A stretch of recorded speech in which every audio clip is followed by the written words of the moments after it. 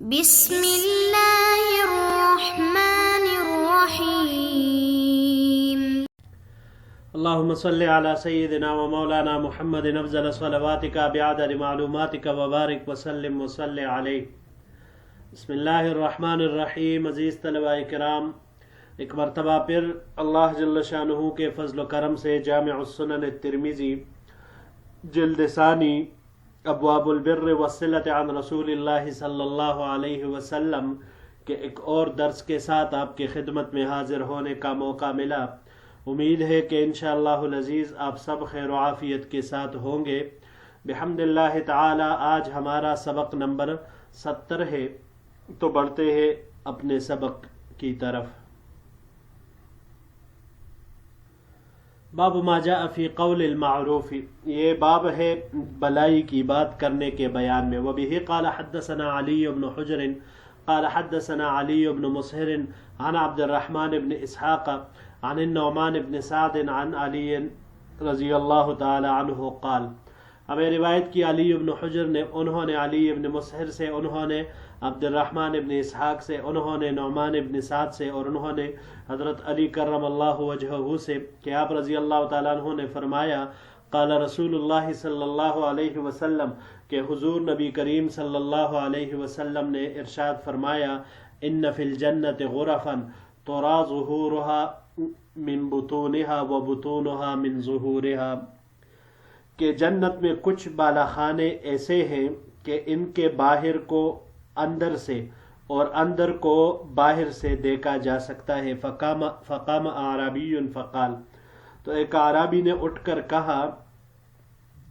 لمن ہی یا رسول اللہ صلی اللہ علیہ وسلم، اے اللہ تعالیٰ کے رسول صلی اللہ علیہ وسلم، یہ بالا خانے کس کے لیے ہیں؟ فقال، تو آپ صلی اللہ علیہ وسلم نے ارشاد فرمایا، لمن اطاب الکلام واطعم الطعام وادام الصیام وصلی باللیل والناس نیام۔ حضور نبی کریم صلی اللہ علیہ وسلم نے فرمایا، جس نے اچھی بات کہی اور کھانا کھلایا اور ہمیشہ روزہ رکھا اور رات کو نماز پڑھی جبکہ باقی لوگ سوئے ہوئے ہوں۔ ھذا حدیث غریب لا نعرفه الا من حدیث عبد الرحمن ابن اسحاق، یہ حدیث غریب ہے، ہم اس کو نہیں جانتے مگر صرف عبد الرحمن ابن اسحاق کے طریقے سے۔ جی عزیز طلباء کرام، نیکی کی بات کرنا، بلائی کی بات کرنا، کسی کو اچھا کہنا، اس کے اجر اور صلہ کے بارے میں حضور نبی کریم صلی اللہ علیہ وسلم نے یہاں پر اس حدیث میں ایسے بالا خانوں کا ذکر فرمایا کہ جس کے اندر کو باہر سے دیکھا جا سکتا ہے اور باہر کو اندر سے دیکھا جا سکے گا۔ ایسے عظیم الشان بالا خانے جنت میں ہوں گے، اور یہ بالا خانے ان لوگوں کو ملیں گے جو اچھی اور نرم بات کرتے ہیں۔ دوسری صفت، لوگوں کو کھانا کھلاتے ہیں، اور تیسری صفت، زیادہ سے زیادہ روزے رکھتے ہیں۔ یہاں پر ادام الصیام مانا ہمیشہ روزے رکھتے ہیں، تو مطلب یہ ہے کہ زیادہ روزے رکھتے ہیں۔ اور آخری چوتھی، وصلی باللیل والناس نیام، ان کے رات کو نماز پڑھتے ہیں جبکہ عام لوگ، باقی لوگ وہ سوتے ہیں۔ اب ایسے عظیم الشان بالا خانے انہی 4 صفات کے اوپر وہ ہوں گے۔ تو پہلی صفت، لمن اطاب الکلام، جو نیکی اور بلائی کی بات کرتا ہو، تو مراد اس سے یہاں پر خوش اخلاق ہے، خوش اخلاق، خوش کلام، جو ہر کسی سے نرم، میٹھی اور ناصحانہ انداز میں بات کرتا ہو، بدخو نہ ہو، تندخو نہ ہو، بد زبان نہ ہو، فحشگو نہ ہو، بیہودہ گو نہ ہو۔ ایسا انسان کہ جس میں یہ خوبیاں ہیں، تو ان میں سے پہلا یہی ہے۔ دوسرا، وَأَطْعَمَ الطَّعَامَ، کھانا کھلانا، اپنے اہل و عیال کو فراخ دلی کے ساتھ اور ثواب کے ارادے سے کھانا کھلانا، فقراء اور مساکین کو کھلانا، دوستوں اور مہمانوں کو کھلانا، سب اس میں داخل ہے۔ لوگوں کو کھانا کھلانا یہ مسلمانوں کی ایک بہترین صفت ہے۔ وَيُطْعِمُونَ الطَّعَامَ علی حبہ مسکینا و یتیما و اسیرا و ادام الصیام، جو ہمیشہ روزے رکھتے ہو۔ ہمیشہ روزے رکھنے کا مطلب علماء نے یہ لکھا ہے کہ بھئی دیکھیں مہینے کے جو 3 روزے ہیں نفلی، جو بھی اس کو پابندی سے رکھتا ہے تو یہ ایسا ہے کہ یہ بندہ ہمیشہ روزے رکھتا ہے۔ فرض تو فرض وہ اپنی جگہ پر، اس کے علاوہ باقی نفلی روزوں کا بھی اہتمام کرتا ہے۔ ہر مہینے کے 3 روزے وہ رکھتا ہے۔ اور پھر آخری کہ رات کو تہجد کی نماز اس وقت پڑھنا، رات کے آخری پہر میں، کہ جس وقت سارا عالم سو رہا ہوتا ہے، تو پھر ایسے میں یہ انسان اٹھ کر اللہ سے راز و نیاز کرتا ہے، اللہ کے سامنے کھڑا ہو کر عبادت کرتا ہے، پھر اس سے مناجات کرتا ہے۔ تو ان کے لیے اللہ جل شانہ نے یہ بالا خانے بنائے ہیں۔ اللہ جل شانہ ہم سب کو ان 4 صفات کے ساتھ ساتھ احادیث مبارکہ میں جتنے بھی مومنین کی صفات ہیں، حضور نبی کریم صلی اللہ علیہ وسلم کے ارشادات اور تعلیمات ہیں، ہم سب کو اس سے بہرور فرما دے، ہم سب کو عملی طور پر ان صفات کو زندگیوں میں لانے کی اللہ جل شانہ ہم کو توفیق اور استطاعت نصیب فرمائے، آمین یا رب العالمین۔ جی بڑھتے ہیں اگلے باب کی طرف۔ باب ما جاء فی فضل المملوک الصالح، یہ باب ہے اس بیان میں کہ نیک کردار غلام کی بہتری کے بیان میں۔ وبه قال حدثنا ابن ابی عمر قال حدثنا سفیان عن الاعمش عن ابی صالح عن ابی ہریرہ رضی اللہ تعالی عنہ، ہمیں روایت کی ابن ابو عمر نے، انہوں نے سفیان سے، انہوں نے اعمش سے، انہوں نے ابو صالح سے، اور انہوں نے حضرت ابو ہریرہ رضی اللہ تعالی عنہ سے کہ حضور نبی کریم صلی اللہ علیہ وسلم نے ارشاد فرمایا، نعم ما لأحدہم، بہتر چیز یعنی بہتر غلام کسی آدمی کا وہ ہوتا ہے ان یطیع اللہ ویؤدی حق سیدہ، جو اللہ تعالی کی فرمان برداری کرتا ہو اور اپنے آقا کا حق بھی ادا کرتا ہو، یعنی المملوکہ، یعنی مراد اس سے کیا ہے؟ غلام۔ ہم نے ابتدا میں ہی اس کا ترجمہ کر دیا۔ وقال کعب، حضرت کعب رضی اللہ تعالیٰ عنہ نے فرمایا، صدق اللہ ورسولہ، کہ اللہ تعالیٰ اور اس کے رسول نے سچ ہی فرمایا۔ وفی الباب عن ابی موسیٰ و ابن عمر، اس باب میں حضرت ابو موسیٰ اور ابن عمر رضی اللہ تعالیٰ عنہ مجمعین سے روایت مروی ہے۔ هذا حدیث حسن صحیح، یہ حدیث حسن صحیح ہے۔ وبه قال حدثنا ابو قریب قال حدثنا وقیع عن سفیان عن ابی الیقظان عن زازان عن ابن عمر رضی اللہ تعالی عنہ قال قال رسول اللہ صلی اللہ علیہ وسلم، حضور نبی کریم صلی اللہ علیہ وسلم نے ارشاد فرمایا۔ ہمیں روایت کی ابو قریب نے، انہوں نے وقیع سے، انہوں نے سفیان سے، انہوں نے ابی الیقظان سے، انہوں نے زازان سے، اور انہوں نے عبداللہ ابن عمر رضی اللہ تعالیٰ عنہ سے۔ عبداللہ ابن عمر رضی اللہ تعالیٰ عنہ نے حضور نبی کریم صلی اللہ علیہ وسلم کا یہ ارشاد نقل کیا کہ آپ صلی اللہ علیہ وسلم نے فرمایا، ثلاثۃ علی کثبان المسک، کہ 3 قسم کے آدمی مشک کے ٹیلوں پر ہوں گے۔ اراہو یہ زازان کہتا ہے، اراہو میرا گمان ہے، قالا کہ ابن عمر رضی اللہ تعالیٰ عنہ نے فرمایا، یوم القیامت یعنی قیامت کے دن۔ تو معنی یہ ہوگا کہ 3 قسم کے آدمی قیامت کے دن مشک کے ٹیلوں پر ہوں گے۔ اگر زازان کا یہ گمان صحیح ہے کہ ابن عمر رضی اللہ عنہ نے فرمایا تو پھر معنی یہی آئے گا۔ کون ہے وہ جی؟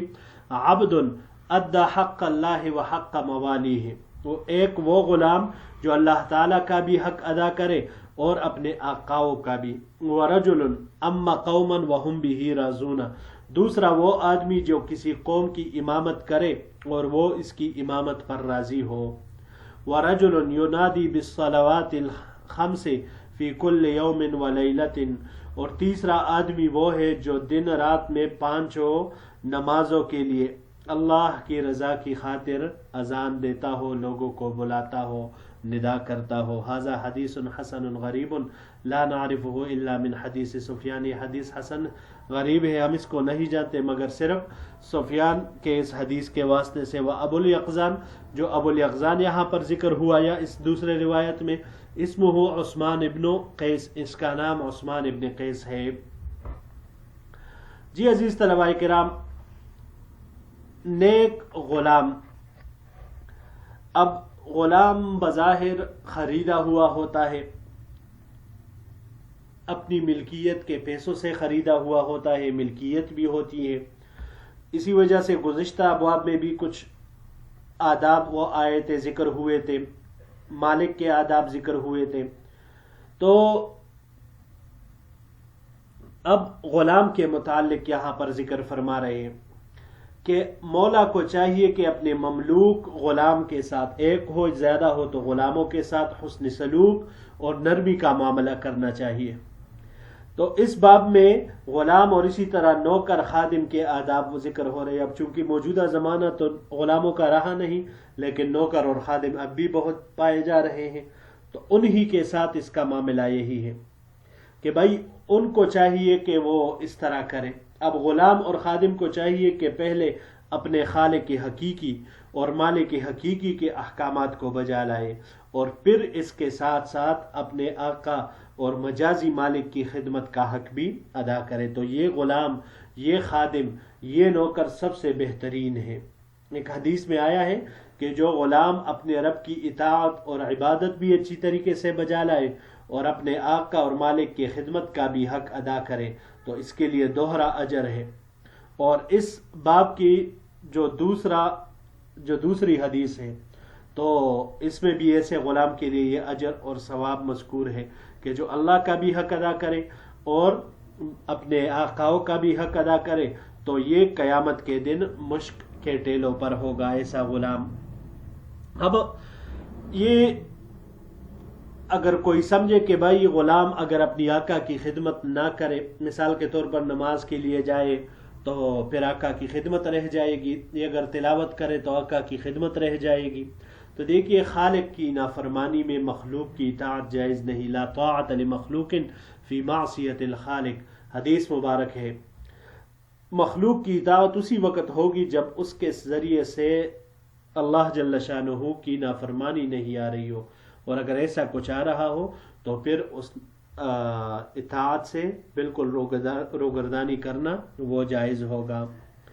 اب یہاں اس پہلے حدیث میں کعب رضی اللہ تعالیٰ عنہ نے صدق اللہ ورسولہ فرمایا، اس سے یہ پتہ چلتا ہے کہ یہاں پر کعب رضی اللہ تعالیٰ عنہ نے صدق اللہ، اللہ لفظ اللہ کا ذکر کیا، یہ حدیث ہے، تو اگر رسولہ کہہ دیتے تو بھی کافی ہوتا، لیکن اس سے یہ ہمیں پتہ چلتا ہے کہ صحابہ کرام، اسی طرح تابعین رضوان اللہ علیہم اجمعین، ان کا یہ پختہ یقین تھا کہ حضور نبی کریم صلی اللہ علیہ وسلم جو کچھ بھی فرماتے ہیں وہ اپنی طرف سے نہیں بلکہ اللہ کی طرف سے ان کو آتا ہے حکم، تو پھر آپ صلی اللہ علیہ وسلم اس کا ارشاد فرما دیتے ہیں، جو فارسی میں کہا گیا ہے گفت یہ اللہ بود گرچہ از حلقوم عبد اللہ بود، کہتے اللہ جل شانہ ہی، فرماتے اللہ جل شانہ ہے، لیکن وہ الفاظ حضور نبی کریم صلی اللہ علیہ وسلم کے زبان مبارک سے ادا ہوتے ہیں۔ یہ دوسری روایت میں جو دوسرا شخص ذکر ہوا جو مشک کے ٹیلوں پر ہوگا، رجل اما قوما وهم به راضون، اس حدیث سے معلوم ہوتا ہے کہ امام محلہ کے لیے ضروری ہے کہ وہ جائز حدود کے اندر اپنی قوم کے جذبات اور احساسات کا خیال رکھے اور بلا ضرورت کسی قوم کو تکلیف اور پریشانی میں مبتلا نہ کرے۔ نماز اس طرح پڑھے کہ نماز کے فرائض، واجبات اور آداب کا بھی لحاظ رکھے اور زیادہ طویل ہونے کی وجہ سے قوم کے ضعیف اور کمزور افراد کو بھی تکلیف نہ ہو۔ حضور نبی کریم صلی اللہ علیہ وسلم نے حضرت معاذ رضی اللہ تعالی عنہ کو بعض مسلمانوں کے شکایت کرنے پر فرمایا تھا، افتان انت یا معاذ، او کما قال علیہ الصلاۃ والسلام، کہ اے معاذ تم لوگوں کو فتنہ میں مبتلا کر رہے ہو۔